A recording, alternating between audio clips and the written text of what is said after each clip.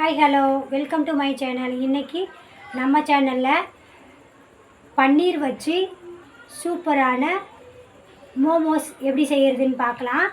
என் பிள்ளைங்க ரொம்ப நாளாக கடையில் மோமோஸ் வாங்கி கொடுங்க அப்படின்னு கேட்பாங்க. அதனால் நான் வீட்லேயே பன்னீர் வச்சு ஈஸியாக நல்லா டேஸ்ட்டாக மோமோஸ் செஞ்சு தரேன் அப்படின்னு சொன்னேன். ஸோ அதை தான் இப்போ நான் செய்ய போகிறேன். வாங்க எப்படி செய்கிறதுன்னு வீடியோக்கு போய் பார்க்கலாம்.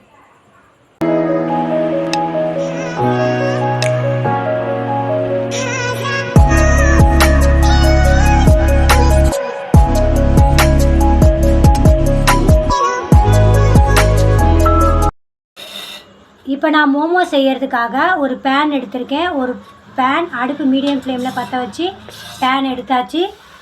பேன் நல்லா சூடேறட்டும். சூடேறினதுக்கப்புறம் 2 to 3 டேபிள் ஸ்பூன் அளவு நான் எண்ணெய் சேர்த்துக்கிறேன். எண்ணெய் இதுக்கு கொஞ்சமாக இருந்தாலே போதும். எண்ணெய் சேர்த்தாச்சு. எண்ணெய் நல்லா சூடேறட்டும். இப்போ எண்ணெய் நல்லா சூடேறிச்சு. நான் சின்னதாக கட் பண்ணி வச்சுருந்தேன் வெங்காயத்தை நான் இந்த எண்ணெயில் சேர்த்துக்கிறேன். நம்ம வெங்காயம் ரொம்ப பொடிசாக கட் பண்ணணும். அப்போ தான் மோமோ செய்கிறதுக்கு நல்லா ஈஸியாக இருக்கும், நல்லா வதங்கவும் செய்யும். அதனால் ரொம்ப பொடிசாக நான் கட் பண்ணி வெங்காயத்தை இந்த எண்ணெயில் சேர்த்துக்கிறேன்.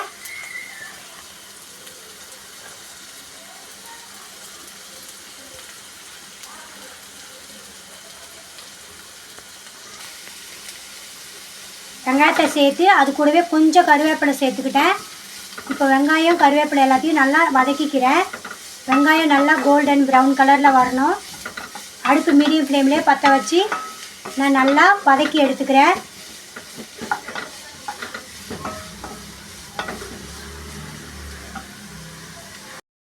பாருங்கள், வெங்காயம் ஓரளவுக்கு நல்லா வதங்கிருச்சு. நாம் இந்த ஸ்டேஜில் நான் வீட்லேயே ரெடி பண்ணி வச்சுருந்த பன்னீரை நல்லா உடச்சி எடுத்திருக்கேன். அந்த பன்னீரையும் நான் சேர்த்துக்கிறேன். பன்னீரையும் சேர்த்து நல்லா மிக்ஸ் பண்ணிக்கிறேன். பன்னீர் ஆனியன் எல்லாமே நல்லா குக் ஆகணும். அடுத்து மீடியம் ஃப்ளேம்லேயே வச்சு நல்லா குக் பண்ணிக்கோங்க.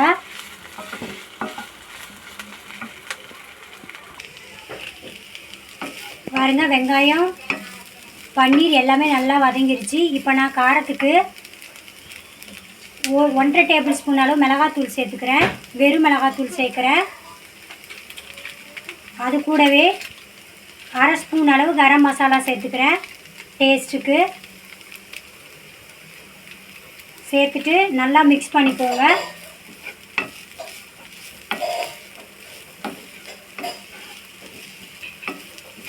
பாருங்கள், நல்லா மிக்ஸ் ஆகிடுச்சு.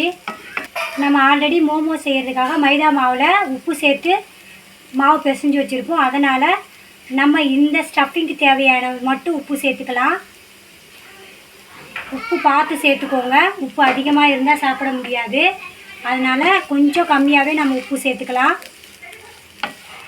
உப்பு சேர்த்துட்டு நல்லா மிக்ஸ் பண்ணிக்கோங்க. நல்லா மிக்ஸ் ஆகட்டும்.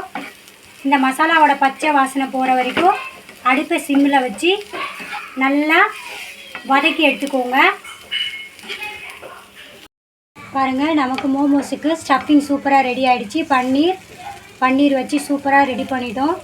இப்போ இதை ஆற வச்சு நம்ம மோமோஸ் எப்படி ரெடி பண்ணுறதுன்னு பார்த்துடலாம்.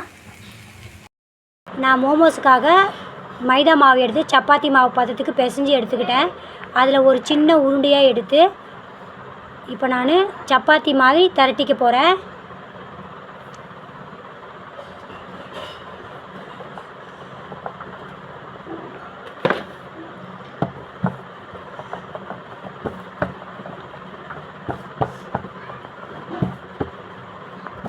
சப்பாத்தி சைஸ் அளவுக்கு திரட்டியாச்சு.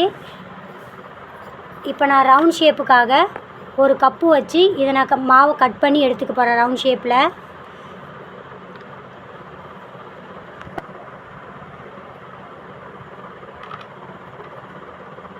இந்த மாதிரி கப்பை வச்சு மாவை கட் பண்ணி எடுத்துடலாம். எடுத்துட்டா நமக்கு சூப்பரான ரவுண்ட் ஷேப் ரெடி ஆகிடும். நாம் இப்போ ஒரு பிளேட்டில் உருட்டின மைதா மாவு எடுத்து ரவுண்ட் ஷேப்பில் கட் பண்ணி எடுத்துருக்கேன். எடுத்துட்டு நான் அதில் பன்னீர் ஸ்டஃபிங் ரெடி பண்ணேன். அந்த பன்னீர் ஸ்டஃபிங்கை இதில் சேர்த்துக்கிறேன். கொஞ்சமாக தேவையான அளவு சேர்த்துக்கோங்க. சேர்த்துட்டு சுற்றி தண்ணி லைட்டாக பூசிக்கிறேன். ஒரு விரல் வச்சு பூசிக்கோங்க.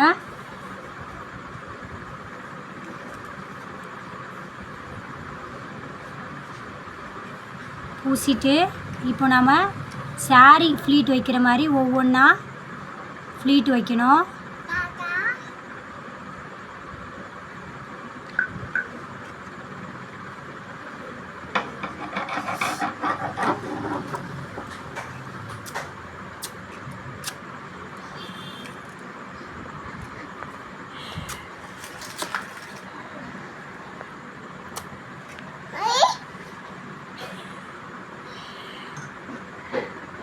என் தங்கச்சி பையன் வந்து நோண்டிகிட்டு இருக்காங்க.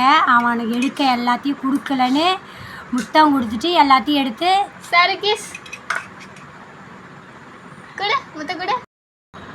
பாருங்கள். நான் சாரி ஃப்ளீட் வைக்கிற மாதிரி வச்சு செஞ்சுருக்கேன் மோமோஸ். எனக்கு ஓரளவுக்கு சுமாராக தான் வந்திருக்கு. ஏன்னா நான் ஃபஸ்ட் டைம் செய்கிறேன், அதனால் எனக்கு இந்த அளவுக்கு வந்திருக்கு. நெக்ஸ்ட் டைம் செய்யும்போது ஓரளவுக்கு நல்லா வரும்னு நினைக்கிறேன். அவ்வளோதான் ஃப்ரெண்ட்ஸ், சூப்பராக ரெடி ஆகிடுச்சு. இப்போ நாம் இது இட்லி பாத்திரத்தில் வச்சு ஆவி காட்டி எடுத்துடலாம். நான் இப்போ அடுப்பு பற்ற வச்சு இட்லி பாத்திரம் எடுத்து வச்சுருக்கேன். இப்போ நான் ரெடி பண்ணி வச்சுருந்த மோமோஸை எடுத்து இதில் ஆட் பண்ணிக்க போகிறேன். இட்லி பாத்திரம் வச்சு இட்லி பாத்திரம் கொஞ்சம் சூடு ஏறிடுச்சு. இப்போ நாம் ரெடி பண்ணி வச்சுருந்த ஒவ்வொன்றையும் எடுத்து இந்த இட்லி பாத்திரத்தில் வச்சு ஆவி காட்டி எடுத்துடலாம்.